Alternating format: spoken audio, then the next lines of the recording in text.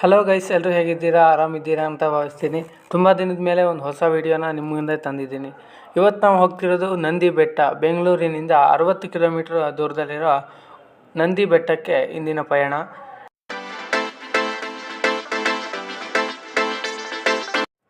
ಹಾಗೆ ಈ ಬೆಟ್ಟದ ಹಿಸ್ಟ್ರಿ, ಇದರ ಹಿಂದಿನ ಏನು ಇದರ ಇತಿಹಾಸ, ಅದು ಎಲ್ಲದನ್ನು ತಿಳ್ಕೊಂಡು ಈ ನಂದಿ ಬೆಟ್ಟದ ವಿಶೇಷತೆಯನ್ನು ನಿಮ್ಮ ಮುಂದೆ ತಿಳಿಸ್ತೀನಿ.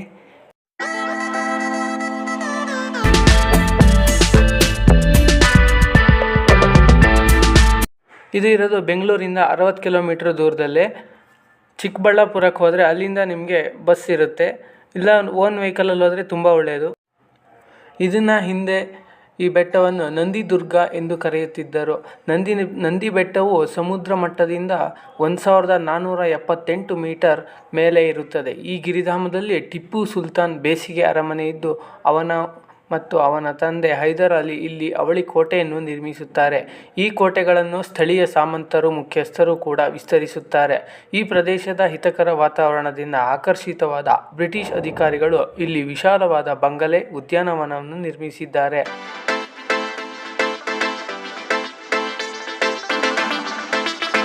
ಈ ಬೆಟ್ಟದ ಮೇಲಿರುವಂತಹ ಟಿಪ್ಪು ಡ್ರಾಪ್ ಕೆಳಗೆ 60 ಮೀಟರ್ ಆಳದ ಪ್ರಪಾತವೇ ಇದೆ.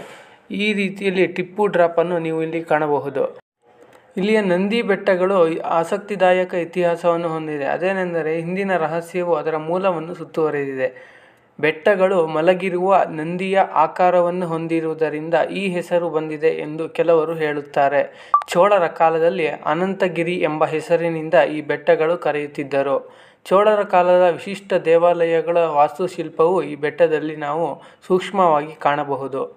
ಸ್ವಾತಂತ್ರ್ಯ ಹೋರಾಟದ ಒಂದು ಭಾಗವಾದ ಈ ನಂದಿ ಬೆಟ್ಟವನ್ನು ಅಜಯ ಕೋಟೆ ಎಂದು ಕರೆಯುತ್ತಾರೆ. ನಂತರ ಇದು 1791ರಲ್ಲಿ ಬ್ರಿಟಿಷರ ವಶವಾಗುತ್ತದೆ. ಇಲ್ಲಿಯ ಉದ್ಯಾನವನ ಎಂದರೆ ಎಲ್ಲರಿಗೂ ರೋಮಾಂಚನವಾಗುವಂತಹ ಉದ್ಯಾನವನ ಇದಾಗಿದೆ. ಇದನ್ನು ಮಕ್ಕಳ ಆಟದ ಮೈದಾನವನ್ನು ಸ್ಥಾಪಿಸಲು ಕಾರಣವೇನೆಂದರೆ, ಜವಾಹರಲಾಲ್ ನೆಹರೂರವರು ಇಲ್ಲಿಗೆ ಭೇಟಿ ನೀಡಿದ್ದರು.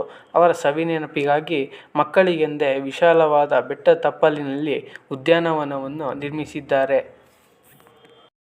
ಇಲ್ಲಿಯ ಕೆಲವು ನದಿಯ ಮೂಲಗಳನ್ನು ನೋಡುವುದಾದರೆ, ಪೆನ್ನಾರ್, ಪಾಲಾರ್, ಅರ್ಕಾವತಿ ನದಿಗಳು ಈ ಬೆಟ್ಟದಲ್ಲಿ ಇವೆ. ಬಹಳಷ್ಟು ಮೂಲಗಳು ಒಣಗಿ ಹೋಗಿರುವುದರಿಂದ ನೋಡಲು ಸಿಗುವುದಿಲ್ಲ. ಅಮೃತ ಸರೋವರವು ಈ ಬೆಟ್ಟದಲ್ಲಿರುವ ಒಂದು ಹೊಳೆಯುವ ನೀರಿನ ವರ್ಷಪೂರ್ತಿ ತುಂಬಿರುವ ಸರೋವರವಾಗಿದೆ. ಬ್ರಹ್ಮಶ್ರಮ ಋಷಿ ರಾಮಕೃಷ್ಣರು ಇಲ್ಲಿ ಧ್ಯಾನ ಮಾಡಿದರೆಂದು ತಿಳಿಯಬಹುದು.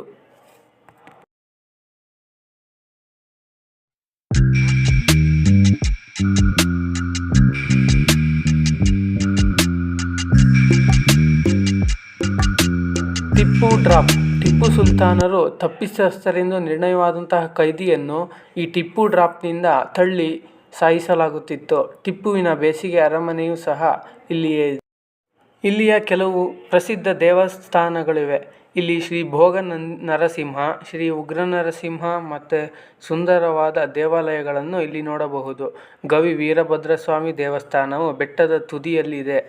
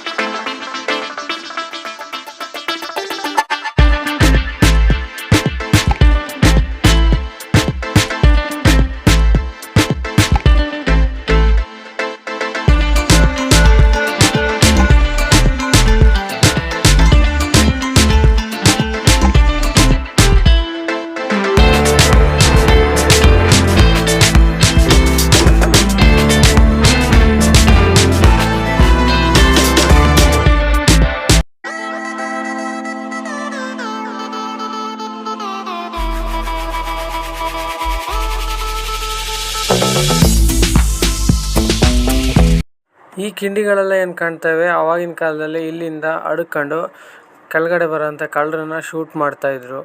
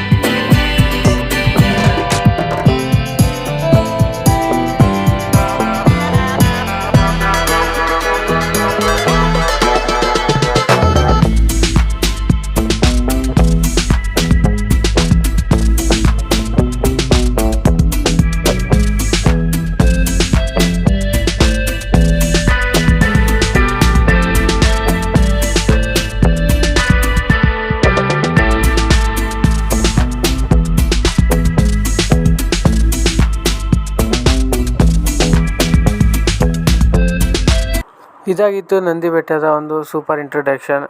ಇನ್ನೂ ಹೆಚ್ಚಿನ ವಿಡಿಯೋಗಾಗಿ ಸಬ್ಸ್ಕ್ರೈಬ್ ಆಗಿ. ಥ್ಯಾಂಕ್ಸ್.